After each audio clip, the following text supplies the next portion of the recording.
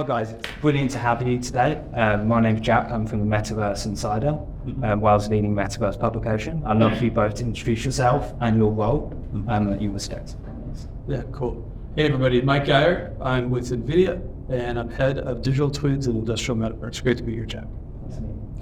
Ian Fisher with Siemens. I'm a technical fellow for visualization and industrial metaverse technologies. Great to be there. Nice to meet you. So I think one of the key things we wanted to talk about in the interview was how important industrial metaverse is, not just for the metaverse kind of space and industry, but for the wider sort of industrial context. So can you both kind of speak to what you're both doing collaboratively, Nvidia and Siemens to how kind of established the industrial metaverse as kind of the next, I would say, industrial evolution?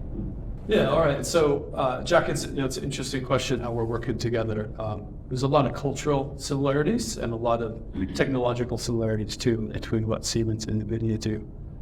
In Nvidia, we believe that in the future, everything that moves will be enabled with AI and robotic capabilities.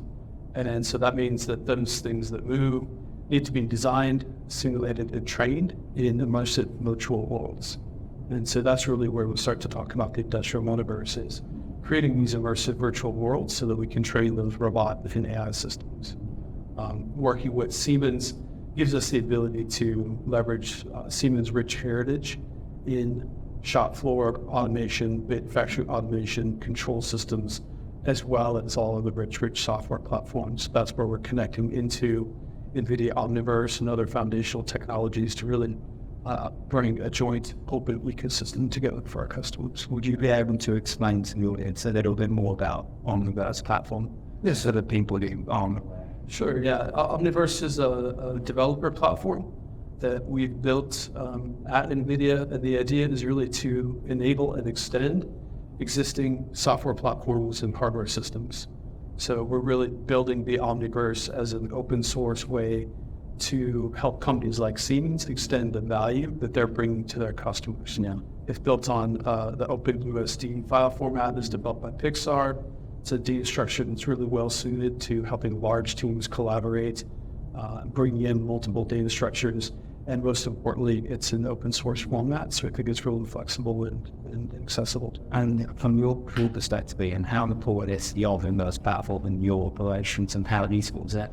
Becoming very important. When you see we have a Siemens Accelerator platform, which is more of a solutions platform for industry, which takes all our software products for design, planning, manufacturing, operations, and we really want to bring Omniverse onto that environment to add the visual element into what we're doing, high quality visual elements, and also the idea of scene aggregation, bringing other data sources. We think the industrial metaverse will need to bring a lot of different data from different sources and bring that into the visual scene and allow people to immerse themselves in that data. So we've got a lot of data that we bring into this environment. Omniverse helps us to do that with Siemens Accelerator platforms that really adds to that solution. That's why we think it's a really good fit. They have a developer platform for Omniverse. We have the solution platform that bring those things together so we can add that element into our platform. Would you be able to give some kind of use case examples of how you guys are collaborating using the platform? Yeah, I think the one we everyone knows about is Fryer, the battery company. The people that actually build factories called gigafactories for producing batteries. And they were busy trying to design and build the factory, or wanting to build the factory. And this combining our design tools and a lot of our tools with the Omniverse and from NVIDIA, they were actually able to build this virtual factory that did simulations, allowed people to wander around in the factory, analyze what was going on, access the data, simulate the IoT kind of responses of the factory, and actually figure out how that was going to be even before it was built. So they were doing training for people before the factory was built. Less. That's a big deal. That's a huge change. Yeah. No, definitely. I think that's one of the key things and benefits of the industrial metaverse. We recently, I know Siemens, Nvidia's helped release the your industrial metaverse white paper quite recently, and that's fantastic. And one of the key things that we really found interesting was how you segmented the industry into industrial, social, and enterprise. Right? Yeah. And within that industrial element, the ability to increase efficiency of a say, particular factory before it's even being built. I think it's really is groundbreaking, isn't it? Yeah. Would you go kind of as far to say it's kind of the industrial metaverse, this is the next industrial revolution, or would you say it's more like it's just a continuation of what we have already? Yeah, that's an interesting question, Jack. Everybody's always talking about kind of what's the next industrial revolution. Are we in Industry 4.0 or is it 4.5? My experience walking a bunch of shop floors, hundreds of shop floors in my life, we're probably collectively more at like Industry 1.5 in all reality. So I think the industrial metaverse is going to provide a really big push, a big forcing function in helping accelerate those things. And that's really all driven by digitization, right? And so it's really now become paramount. It's critical for companies to digitize their processes, to connect data flowing off of the shop floor, off of the factory into these digital models. Ultimately, it's about efficiency. It's about getting new plants up and running quicker, bringing new products to market, helping keep workers safer and more efficient, and also be sustainable. I think safe and efficiency are actually something that we haven't touched on in our industrial metaverse report we're writing, and it's I think a kind of a new topic by our thought leadership. Like how will it increase the safety of work? I think that's really key. Isn't it? Ethical safety of work and also everything. I think to just add, the revolution will come through not so much the metaverse itself. I think it's digital twins provide a wealth of information, and I think people would have to figure out how to use that information. I think the revolution will come in the industrial metaverse when all the digital twin data is presented in the context. People can leverage that data. We've got to bring people together to actually make sense of that data. So I think AI will play a big part of this. We will start to see put people together in real-time collaboration. We bring the digital twin. We'll start putting AI tools in there, especially with simulation kind of tools. Then people start to use this Industry 5.0. And I think that's where the revolution will take place. So I think industrial metaverse is a place where it'll take place. But it's all going to depend on how rapidly we can get to where we are today into that. Yeah, and I think that's a really good point, because like how rapidly can go? Like, are people susceptible to that conversation of, hey, look, let's create digital twin of your factory or whatever? And maybe is that a difficult conversation to have? Like, maybe you have, I guess, yes, we're responding to the questions much as we're out leading conversations. Yeah. Right. So I think we've both collectively put forward pretty strong vision for where the stuff is going, for what the technology is capable of, and now kind of our biggest challenge is meeting the demand. Yeah, and working with the customers and say, hey, I've got to get there. How can I do this? Yeah, get there. Yeah. Yeah, so we definitely offering the incentives, the technology and the incentives to get there.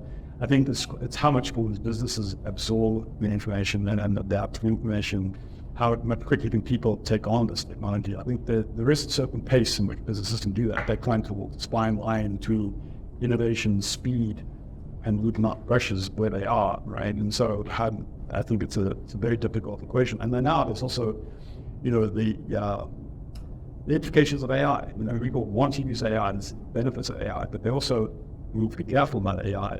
So I think there's a lot of thoughts, people how they absorb this technology is becoming an issue. How do you, business transformation as much as how it absorbs this technology and how quickly you can absorb that change or adapt to that. Yeah, and the hope is, yes, it's disruptive, but really disrupting. You don't want to disrupt with this technology, but so I think there's a lot to learn here, but I think it's here to stay. And if we don't do this, we'll never get to the kind of performance of products that people want, and sustainability and the variability that people want in products.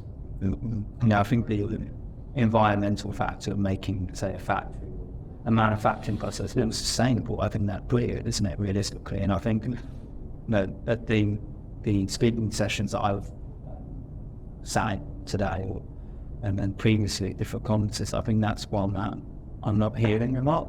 And it's one that I think we want to hear more, and that's why we do interviews like this. That's great. And that's the sustainability factor of it's improving efficiency, it's going to improve sustainability, and that helps the environment. Yeah. And so when governments potentially aren't investing, right, they get worried Yeah. And that's what certainly we're involved in. We are trying to build sustainability from scratch, right? Yeah. It's a very big change in the culture, changing the tool sets, changing the way data is managed, designing for sustainability and recycling, this kind of thing. So the turnaround time and the cost of these things has got to come down, and so this is where, we're changing. This is how we need to move faster, where Metaverse actually really help us, where we actually, meet in these places where you can really experience the product. It really helps. Because you can't do the sort of concept design, build, sort of recycle kind of thing. All of that and train, you've got to work all in concurrently. And this is why metaverses are so important. And individually, I want to ask you, the term industrial metaverse, what do you think about that term? Metaverse? Is it a term that you think it's a good term for kind of industry, 4.0, I would say industry 5.0? Because, we're at this metaverse conference, and what you get is, you get industrial metaverse folks, you get enterprise folks who are building more immersive solutions for business, but then you're also getting more social aspects. So do you think that it is the right term, to me? Will change? I think we were talking about this earlier, and how this concept of a metaverse is so early and the technology is so nascent, and to really get some traction, it's got to kind of pick some lanes. Right? Is it Medicare or medical metaverse? And at least for my passion, the world I come from, industrial and manufacturing, it definitely makes sense. But it definitely makes sense that you build these massive virtual worlds, which you can optimize and simulate processes months before the physical is built, and that you can use that to train the AI. In terms of the term itself, I think it's fantastic, right? It is what it says on the tin. It's a big concept. There's a lot to unpack there, but I think it's something that's going to start. Yeah, I think metaverse is a good word for it. Actually, I think if you understand what metaverse is, it has certain things, collaboration, immersion, bringing together a lot of things, and that idea of bringing people together. And I think that I like about it is that it's really people focused, because it's actually making things immersive for who? It's for people, And so I think, that things like the internet or industry and things like that is very industry driven. And I think they're correct in principle, but metaverse talks about how you bring that to people. And I think that's key here. And I think the metaverse part of that speaks to that, I think it's a good talk. That's right. And then you also have the metric for climate for it, and then we're starting to improve people's lives as well, which is the most, synchronous support development. Well, that's all about it, from my questions. Pleasure to have you, buddy. Yeah, it's been nice to have a conversation. Definitely, and we'll definitely do all that. Thank you, guys. Sure. Thanks for that. Interesting. Yeah, Cool.